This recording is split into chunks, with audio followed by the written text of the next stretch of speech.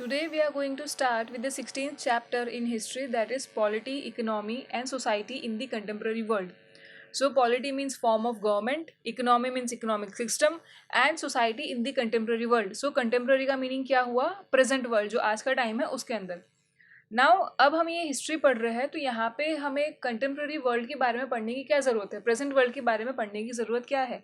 Because जो historians है उन्होंने कंटेम्प्रेरी हिस्ट्री जो है वो टर्म किया है आफ्टर द वर्ल्ड वॉर 1. सो जो वर्ल्ड वॉर 1 शुरू हुआ उसके साथ में जो हिस्ट्री शुरू हुई उसको कंटेम्प्रेरी हिस्ट्री में काउंट करते हैं. एंड दैट्स वाई हमको यहाँ पे ये जो कंटेम्प्रेरी वर्ल्ड है, जो पॉलिटी, इकोनॉमी है और जो सोसाइटी है उसके बारे में पढ़ना ज़रूरी हो जाता है. ओके, सो बेसिकली यहाँ पे जो है major forms of state in the contemporary world दिए गए हैं कि किस किस फॉर्म्स के जो है स्टेट प्रेजेंट है in the contemporary world, that is from the beginning और the after the world war 1. Okay, so देखा जाए तो जो 200 कंट्रियाँ हैं उनका एक इंडिपेंडेंट एग्जिस्टेंस है आज के वर्ल्ड में.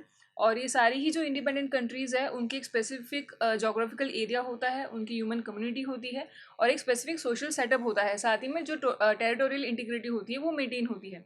सो हम कब कहते हैं कि एक जो स्टेट है वो इंडिपेंडेंट है? जब उसके पास एक स्पेसिफिक जोग्राफिकल एरिया है, उसकी ह्यूमन कम्युनिटी है, सोशल सेटअप है और साथ ही में टेरिटोरियल इंटीग्रिटी है. ओके, नाउ ये जो इंडिपेंडेंट कंट्रीज है उनका एग्जिस्टेंस किसके ऊपर बेस्ड होता है? That is based on the sovereign authority. That is sovereign authority means independent authority and the social security. So जो इंडिपेंडेंट स्टेट है उसका एग्जिस्टेंस दो चीज़ों पर निर्भर करता है, that is sovereign authority. Sovereign authority means independent authority and the social security. Okay, now जैसे कि हमने देखा कि इंडिपेंडेंट सॉवरेन अथॉरिटी होती है, दैट मीन्स इंडिपेंडेंट उनकी जो अथॉरिटी होती है वहाँ पे जो है स्टेबल गवर्नेंस होता है. गवर्नेंस का मीनिंग हो गया किस तरह से गवर्न कर रहे हैं, किस तरह से मैनेज कर रहे हैं. ओके, सो बेसिकली वहाँ पे वो दिखा गया है. लेकिन स्टिल जैसे जैसे सोसाइटी इवॉल्व होती है, सिचुएशन चेंज होती है, तो जो कंट्री की पॉलिटी है या फिर जो फॉर्म ऑफ गवर्नमेंट है उसमें भी जो है चेंजेस देखे गए हैं और वो चेंज होता हुआ देखा गया है. ओके, एंड दूसरा ये होता है कि जो लोगों का परसेप्शन होता है गवर्नेंस के तरफ, उसके बेसिस पे भी जो है फॉर्म ऑफ गवर्नमेंट में टाइम टू टाइम चेंजेस देखे गए हैं. सो जैसे कि देखा जाए तो वर्ल्ड वॉर 1 के बाद में भी जो है काफ़ी सारे वेरियस फॉर्म्स आए थे गवर्नेंस के इन वर्ल्ड, और कुछ काफ़ी सक्सेसफुल हुए और काफ़ी जो है एक कंट्री में सिमट के ही वहीं पे ख़त्म हो गए. तो अगर जैसे कभी एग्जांपल ले हम यहाँ पे, तो बेसिकली जो वर्ल्ड है वो दो टाइप की पॉलिटिकल फॉर्म्स में डिवाइडेड है, दैट इज दो टाइप की गवर्नेंस में डिवाइडेड है. एक तो हो गया डेमोक्रेटिक और दूसरा हो गया कम्युनिस्ट. नाउ जैसे कि अमेरिका और यूरोप की बात करें तो उन्होंने जो है डेमोक्रेटिक फॉर्म जो है एक्सेप्ट किया था. एंड वाइल जो अदर कंट्रीज है अमेरिका, यूरोप और एशिया की, तो वहाँ पे जो है उन्होंने communist form of governance accept किया था. नाउ यहाँ पे जब हम अमेरिका की बात कर रहे हैं तो हम यहाँ पे यूएसए की बात नहीं कर रहे हैं. We are talking about the continent, it is जो हमारा अमेरिकन कॉन्टिनेंट है, North America and South America, हम उसकी बात कर रहे हैं. सो बेसिकली जो ये अमेरिकन कॉन्टिनेंट और जो यूरोपियन कॉन्टिनेंट है उनकी काफ़ी कंट्रीज़ ने उस टाइम पे जो है लाइक डेमोक्रेटिक जो फॉर्म ऑफ गवर्नेंस है वो एक्सेप्ट किया था. और उसी के साथ में कई कंट्रीज़ ऐसी थी अमेरिका, यूरोप और एशिया की, जहाँ पे जो है कम्युनिस्ट गवर्नेंस देखा गया था. ओके, ना भी जो डिवीजन है फॉर्म्स ऑफ गवर्नेंस का, हम कहते हैं कम्युनिस्ट है, डेमोक्रेटिक है या अदर फॉर्म्स है, उनका जो फर्स्ट टाइम जो क्लासिफिकेशन दिया था वो दिया था ग्रीक फिलोसोफर एरिस्टोटल ने. नाउ इनका जो क्लासिफिकेशन था that was based on the ancient system of governance. और आज के टाइम पे अगर हम देखें वो सिस्टम को, पुराने सिस्टम को, तो हम उसको ऑटोक्रेटिक सिस्टम कहते हैं. सो उस टाइम पे वही एक मेजर गवर्नेंस सिस्टम था. लेकिन आज के जो कंटेम्प्रेरी वर्ल्ड देखे, जो प्रेजेंट टाइम देखे, तो वहाँ पे वेरियस फॉर्म्स ऑफ गवर्नेंस देखने मिलते हैं, जो कि नीचे जो डायग्राम है वहाँ पे हमें क्लासीफाई करके दिया गया है. So the first one is monarchy, second is dictatorship, communism and democracy. ये हम डिटेल में समझेंगे, लेकिन यहाँ पे थोड़ा एक बेसिक आइडिया देख लेते हैं. डिक्टेटरशिप के अंदर जो है दो टाइप दिए गए हैं, फैसिज्म एंड नाजिज्म. और डेमोक्रेसी में पार्लियामेंट्री डेमोक्रेसी है और प्रेसिडेंशियल डेमोक्रेसी है. ना यहाँ पे एक वर्ड है कम्युनिज्म. अब यहाँ पे आप कंफ्यूज मत हो जाना कम्युनलिज्म और कम्युनिज्म के बीच में. जो कम्युनलिज्म है वहाँ पे जो डिफरेंस आता है that is based on the religion. जो एक कम्युनिटी है वो डिफरेंसेस फेस करती है विद द अदर कम्युनिटी, तो हम उसको बोलते हैं कम्युनलिज्म. ओके, और ये है कम्युनिज्म. यहाँ पे जो है पावर जो रहता है वो सेंट्रल स्टेट के पास में रहता है, या फिर एक तरह से कह सकते हैं गवर्नमेंट के पास में रहता है. हम समझेंगे कम्युनिज्म क्या है, लेकिन बेसिक डिफरेंस याद रखना. अगर हम कम्युनल कह रहे हैं तो वो एक हो गया कम्युनिटी के बेसिस पे, रिलीजन के बेसिस पे. और कम्युनिज्म कह रहे हैं तो ये एक फॉर्म ऑफ गवर्नेंस है. ओके, अगर आपको डिफ्रेंशिएशन अच्छे से याद करना है तो आप एक उसको टर्म कर सकते हैं कम्युनल राइट से. जैसे कि देखा गया था इंडिपेंडेंस के टाइम पे काफ़ी कम्युनल राइट्स हुए थे। कम्युनल मीन्स जो कम्युनिटी या जो रिलीजन है उसके बेसिस पे, सो उससे बन के आते हैं आइडियोलॉजी कम्युनलिज्म। ओके, और यहाँ पे जो हम डिस्कस कर रहे हैं that is communism. Okay, so let's understand it in detail one by one. So first one is the monarchy. Now ये सिस्टम में क्या होता है, ये जो गवर्नेंस का सिस्टम है ये काफ़ी पुराने टाइम से देखा गया है और इंडिया में भी इंडिपेंडेंस के टाइम तक इनफैक्ट देखा गया था। सो इसमें क्या होता है, जो किंग होते हैं वो होते हैं हेड ऑफ द स्टेट, और जो उनकी जो बागडोर होती है, जो रेंज होती है, वो एक के बाद दूसरे के पास ट्रांसफर होती रहती है, लेकिन जो है that is based on heredity. मतलब राजा का बेटा ही राजा बनेगा और इसके अलावा कोई दूसरा राजा नहीं बनेगा। जब ऐसा सिस्टम होता है तो हम उसको बोलते हैं मोनार्की। ओके, नाउ यहाँ पे मेजरली अगर देखा जाए तो जो सब्जेक्ट्स होते हैं उनके पास कुछ राइट्स हो सकते हैं under the rule of good king. अगर किंग अच्छा है तो अपने सब्जेक्ट को, मतलब जिस पर रूल कर रहा है, जो उसकी प्रजा है, उनके पास थोड़े राइट्स वो दे सकता है। बट अगर जैसे कि मेजरली जो मोनार्की जो फॉर्म देखा गया है तो वहाँ पे जो है ऑटोक्रेटिक सिस्टम देखा गया है। मतलब सारे के सारे राइट्स जो है वो किंग अपने पास में रखता था और जो सब्जेक्ट है उनके पास कोई भी राइट्स नहीं होते थे। तो मोनार्की में सिर्फ इतना ही है, अगर किंग अगर रूल कर रहा है दैट मीन्स कि वहाँ पे है जो मोनार्की चल रही है। बट कब हम बोलेंगे मोनार्की है, जब उसकी जो रेन है, जो बागडोर है, वो राजा के बेटे को ही सौंपी जाएगी, मतलब राजा का बेटा ही राजा बन रहा है, तभी हम कहते हैं कि वो मोनार्की है। नाउ अगर आज जैसे ब्रिटेन का देखें, जो ग्रेट ब्रिटेन है, तो वहाँ पे भी मोनार्क भी है और वहाँ पे पार्लियामेंट्री सिस्टम भी है। हम ये आगे भी और डिस्कस करेंगे, लेकिन जैसे कि जहाँ पे मोनार्की भी है, मतलब जो किंग का रूल है वो भी है, और अगर डेमोक्रेसी भी है, तो उस टाइप की जो मोनार्की होती है हम उसको कहते हैं कॉन्स्टिट्यूशनल मोनार्की। ओके, सो ये कॉन्स्टिट्यूशन मोनार्की के बारे में हम आगे भी बात करेंगे जब हम डेमोक्रेसी समझेंगे, बिकॉज ये चीज़ समझने के लिए हमें डेमोक्रेसी समझना ज़रूरी है। सो बेसिकली हम खाली यहाँ पे मोनार्की का यही देखेंगे, जो राजा है उसके पास में जो है सारे राइट्स होते हैं, वो हेड होता है स्टेट का, और उसके बाद जो है जो भी पावर्स होती है वो उसके बेटे को ही ट्रांसफर होती है, या फिर जो उसके हेरिडिटी में जो है पास होती है। ना ओवर हियर बेटे साइड डिड नॉट मीन कि सिर्फ बेटे को, बट वहाँ पे जो है उसके अदर हायर, जैसे कि जो उसकी बेटी है वो भी हो सकती है, या फिर जो उसकी क्वीन है वो भी हो सकती है, बट वो जो है उनके परिवार में ही वो चलता है। सो वो हो गया monarchy. Okay, then comes the dictatorship. अभी डिक्टेटरशिप के बारे में जब हम बात करते हैं तो सबसे पहला एक ही नाम याद आता है, that is Hitler. So basically ये जो डिक्टेटरशिप है that is very close to the autocratic system of monarchy. जैसे कि मोनार्की में हमने देखा कि जो सिस्टम है वो ऑटोक्रेटिक हो जाता है, मतलब जो पावर है वो सारी एक के पास ही आती है और दूसरे को नहीं देते हैं। बट यहाँ पे जो है डिक्टेटरशिप में एक चीज़ की डिफरेंस है, दैट इज़ जो रूल है वो हेरिडिटी के बेस पे पास ऑन नहीं होगा। दैट इज़ फॉर एग्जाम्पल, अगर जो हिटलर है वो जो था जो स्टेट का हेड बन गया था, तो इसके बाद इसका मतलब ये नहीं है कि हिटलर का जो फैमिली मेम्बर है वही नेक्स्ट जो है हेड बनेगा। यहाँ पे जो है दूसरा मेंबर भी हेड बन सकता है, एंड दैट्स वाई हम इसको डिक्टेटरशिप कहते हैं। सो डिक्टेटरशिप के दो फीचर्स हैं। एक तो ये कि ऑटोक्रेटिक सिस्टम होता है, मतलब सिर्फ एक के पास जो है पावर वेस्टेड होती है, और दूसरा ये कि यहाँ पे जो है हेरिडिटी राइट नहीं होता है। So basically when the dictatorship is enforced upon the subject as a result of uprising, it enjoys the support of the subject. So basically जब कोई अपराइजिंग होती है उसके अंदर अगर कोई डिक्टेटरशिप को जो है लाइक पावर मिल रही है, तो वहाँ पे वो डिक्टेटरशिप को जो है उनके सब्जेक्ट का सपोर्ट मिलता है, मतलब जहाँ पे जिस पे जो सिटीजन है उनका उसको सपोर्ट मिलता है, बिकॉज वो एक अपराइजिंग की वजह से आगे आया है। Now very often the dictators occupy all the powers of through a coup led by a individual और बाय द आर्मी। सो अगर डिक्टेटरशिप देखा जाए तो वो पावर किस तरह से ऑक्यूपाई करते हैं, they occupy through the coup. और ये जो कूप है वो एक इंडिविजुअल भी चालू कर सकता है या फिर जो है आर्मी भी शुरू कर सकते हैं। नाउ कूप का मतलब क्या हो गया कि फोर्सफुली जो है वो पावर अपने हाथ में ले लेना। ओके, नाउ जो जर्मनी है उसमें जो है ये डिक्टेटरशिप शुरू हुआ विद द एडोल्फ हिटलर, जिसने जो है पावर ले ली थी after the death of president Hindenburg.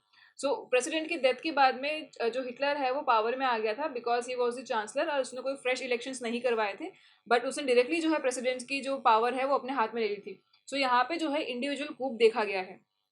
Now ये जो सिनेरियो था वो किस वजह से रिजल्ट हुआ था, because of the post world war one scenario.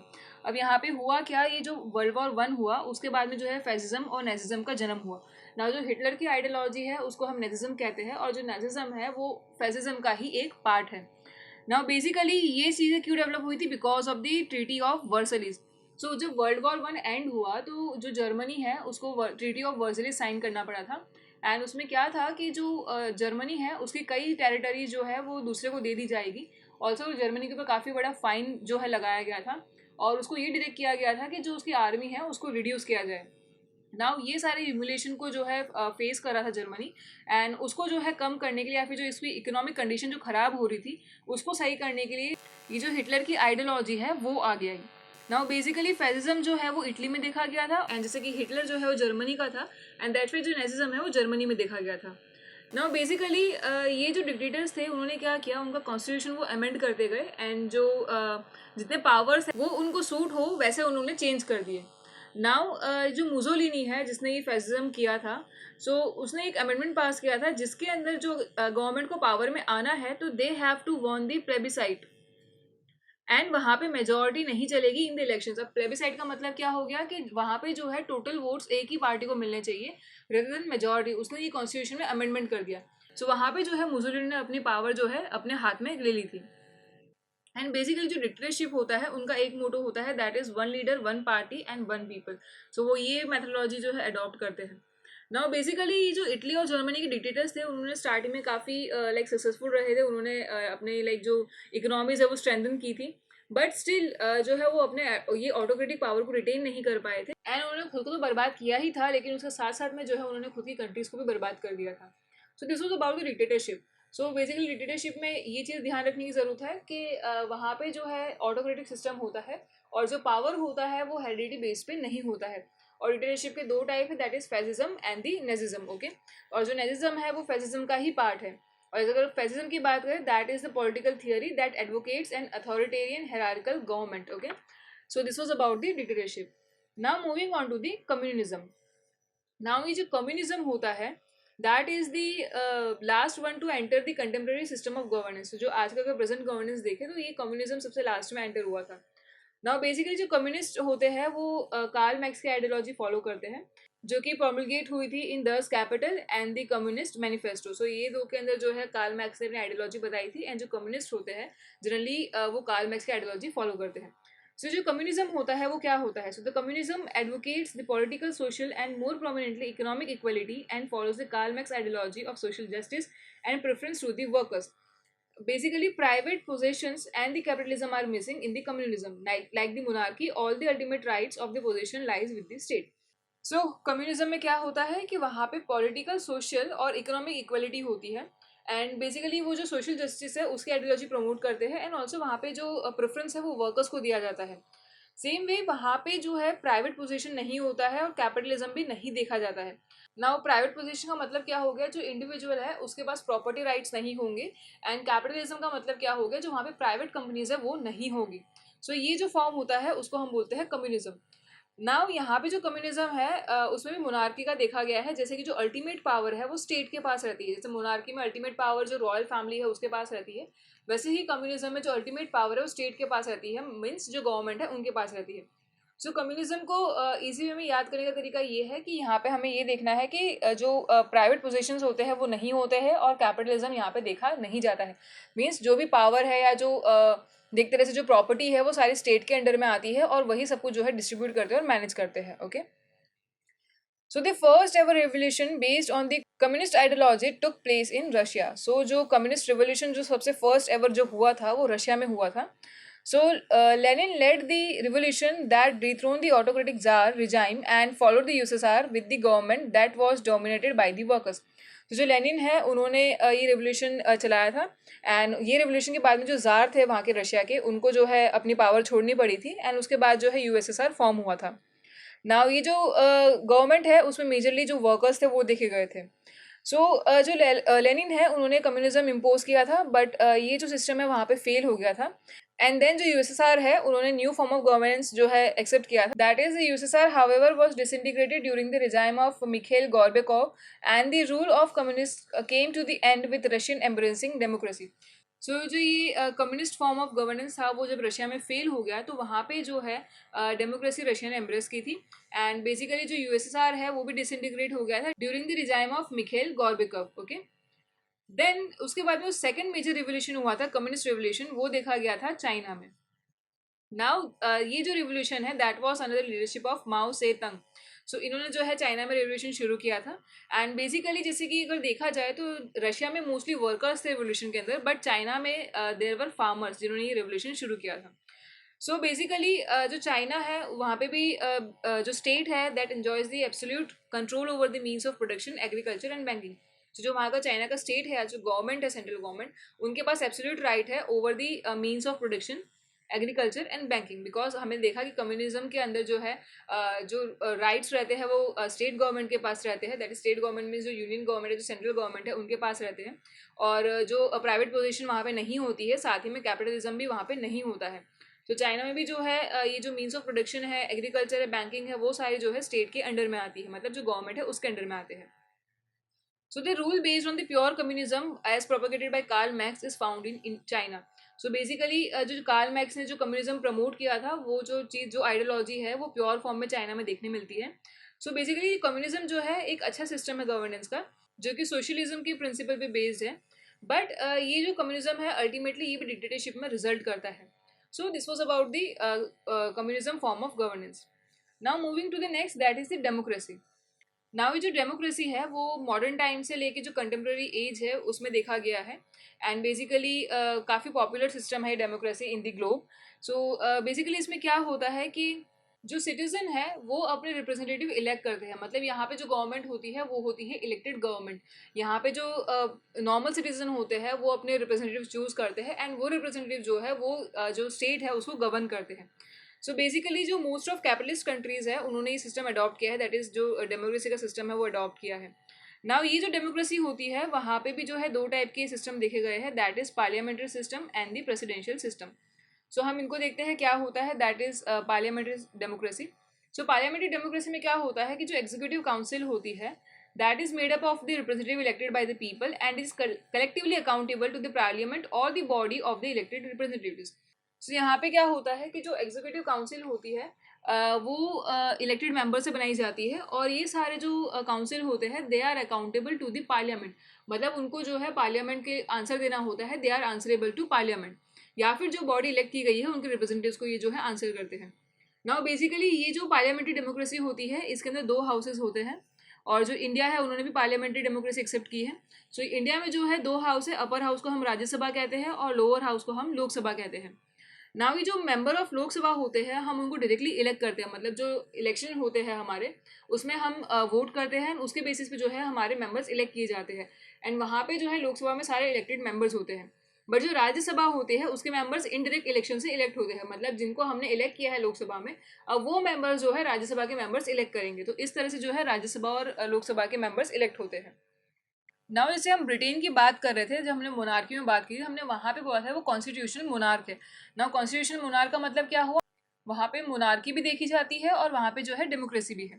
So basically जो ब्रिटेन है उनका भी जो है पार्लियामेंट्री सिस्टम ऑफ डेमोक्रेसी है, बट कुछ डिफरेंस है, दैट इज वहाँ पे मोनार्की भी एग्जिस्ट करता है।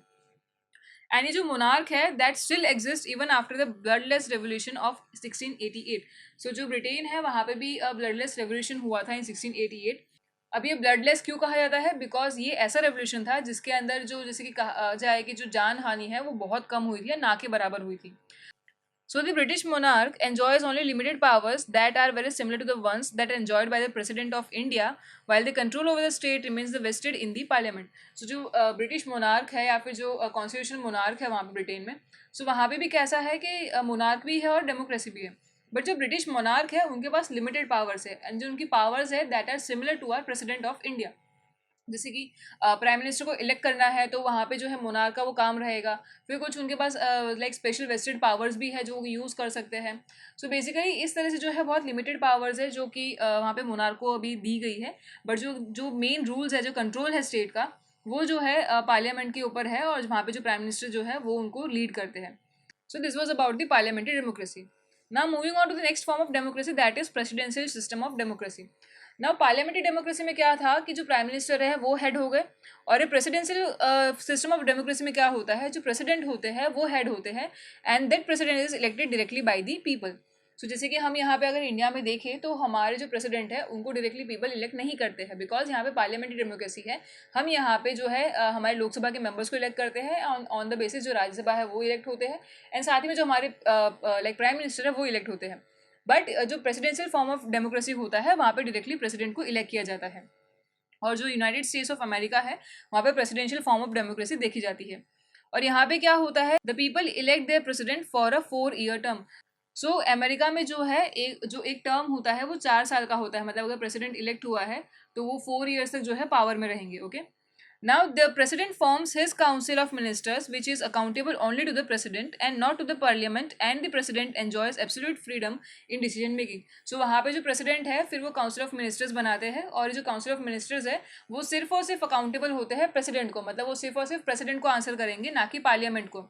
जैसे कि हमने पार्लियामेंट्री डेमोक्रेसी में देखा, जो एग्जीक्यूटिव काउंसिल होती है वो पार्लियामेंट को आंसरेबल होती है, बट प्रेसिडेंशियल फॉर्म में क्या होता है कि वहाँ पे वो डायरेक्टली प्रेसिडेंट को आंसरेबल होते हैं। ओके, और जो प्रेसिडेंट होता है उसके पास एब्सोल्यूट राइट होती है कि वो डिसीजन ले पाए। प्रेसिडेंशियल जो सिस्टम होता है, in that the president is given the absolute freedom to make decision. Okay, now this was about the parliamentary and the presidential democracy. Okay, now अब ये जो फॉर्म ऑफ एडमिनिस्ट्रेटिव सिस्टम है उनके भी जो है दो टाइप के फॉर्म ऑफ एडमिनिस्ट्रेटिव सिस्टम है, because of the distribution of the power. So किस तरह से पावर जो है डिस्ट्रीब्यूट की गई है उसके बेसिस पे जो है different type of administrative system जो है यहाँ पे हमें देखने मिलता है in the democratic form of government. अब वो दो टाइप के ये है, तो ये होता है यूनिटरी पैटर्न और एक होता है फेडरल पैटर्न।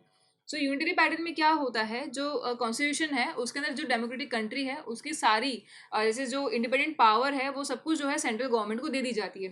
मतलब जो यूनिटरी फॉर्म ऑफ एडमिनिस्ट्रेटिव अगर हम देखें, एडमिनिस्ट्रेशन देखें, तो वहाँ पे जो है सिर्फ एक सिंगल गवर्नमेंट रहेगी, दैट इज सेंट्रल गवर्नमेंट, कोई भी स्टेट गवर्नमेंट देखने नहीं मिलेगी। ओके, बट जो इंडिया है वो फेडरल पैटर्न फॉलो करता है, और फेडरल पैटर्न में क्या होता है, the constitution of a democratic country clearly specifies a list of subjects for the union and the state government. Thus, there is a clear demarcation of the sovereign powers between the union and the state governments of the democratic country. So federal pattern में क्या होता है, जो constitution है वो ये कहता है कि जो स्पेसिफिक लिस्ट ऑफ सब्जेक्ट है, मतलब कौन से जो चीज़ है किसके अंडर में आएगी, वो क्लियरली डिफाइंड होती है और वो डिवाइडेड होती है यूनियन और स्टेट के बीच में। सो फेडरल सिस्टम में क्या होता है कि जैसे कि हम इंडिया की बात करें तो वहाँ पे सेंट्रल गवर्नमेंट भी होगी और वहाँ पे जो है स्टेट गवर्नमेंट भी होगी। तो हमारी सेंट्रल गवर्नमेंट हो गई यूनियन गवर्नमेंट, हमारी स्टेट गवर्नमेंट से मान लो गुजरात की गवर्नमेंट हो गई, महाराष्ट्र की गवर्नमेंट हो गई, एमपी की गवर्नमेंट हो गई। तो इस तरह से जो है हमारे दो सिस्टम यहाँ पे देखने मिलते हैं। सो बेसिकली कौन क्या रूल करेगा, कौन से सब्जेक्ट जो है उनके अंडर में आते हैं वो भी कॉन्स्टिट्यूशन में डिवाइड होते हैं, दैट इज वो क्लियरली मेंशन्ड होते हैं कि ये सर्टेन सब्जेक्ट्स है वो यूनियन लिस्ट में आएंगे, ये सर्टेन सब्जेक्ट जो है वो स्टेट लिस्ट में आएंगे, और साथ ही में कई जो सब्जेक्ट है वो कॉन्करेंट में होते हैं, मतलब उसके ऊपर जो है स्टेट और गवर्नमेंट मिलकर फैसला लेते हैं। तो इस तरह से जो है 3 लिस्ट दी गई है हमारे कॉन्स्टिट्यूशन में। सो इस तरह से जो है वो पावर डिवाइडेड होती है यूनियन और स्टेट गवर्नमेंट के बीच में। ओके, नाउ जो फेडरल पैटर्न होता है, यहाँ पे जो स्टेट होता है उसके पास जो है इंटरनल मैटर्स के लिए पूरा राइट होता है, मतलब जो स्टेट के अंदर का जो मैटर होगा, मतलब जो गुजरात के अंदर जो मैटर्स होंगे तो वो स्टेट गवर्नमेंट के अंडर में आ जाएंगे। लेकिन जो जैसे फॉरेन अफेयर्स हो गया, डिफेंस हो गया और जो करेंसी हो गया, वो जो है यूनियन गवर्नमेंट के पास होते हैं, वो सेंट्रल गवर्नमेंट जो है वो गवर्न करती है। तो इस तरह से जो है लिस्ट वगैरह जो है डिवाइड की गई दोनों गवर्नमेंट के बीच में। ओके, नाउ जो इंडिया है उन्होंने एक स्पेशल फीचर जो है अपने कॉन्स्टिट्यूशन के अंदर लाइक लिया है, दैट इज जब नेशनल इमरजेंसी होगी उस टाइम पे जो है फेडरल सिस्टम सीज हो जाएगा, खत्म हो जाएगा, एंड उस टाइम पे वो है ट्रांसफॉर्म होकर यूनिटरी पैटर्न में हो जाएगा। तो जैसे कि कोई नेशनल इमरजेंसी हमारे इंडिया में देखने मिलती है तो उस टाइम पे जो है नेशनल जब इमरजेंसी लागू होती है हमारे इंडिया में, तो जो ये फेडरल सिस्टम है वो उस कुछ टाइम के लिए लाइक स्टॉप कर दिया जाएगा एंड वहाँ पे यूनिटरी सिस्टम आ जाएगा। मतलब जितने भी रूल्स एंड रेगुलेशंस चलेंगे या जो भी डिसीजन लेना होगा वो सब कुछ जो है यूनियन गवर्नमेंट के हाथ में आ जाएगा जब तक हमारी नेशनल इमरजेंसी चल रही है। तब जब नेशनल इमरजेंसी खत्म हो जाएगी उसके बाद अगेन जो है फेडरल सिस्टम रिस्टोर हो जाता है। सो ये जो है ये स्पेशल फीचर जो है हमारे इंडिया के कॉन्स्टिट्यूशन में हमें देखने मिलता है। So this was about the like types of administrative system based on the distribution of powers. So basically हमने यहाँ पे काफ़ी सारे फॉर्म्स ऑफ गवर्नेंस देखे हैं, that is monarchy, dictatorship, communism, democracy etcetera, and over here we complete this topic. Okay.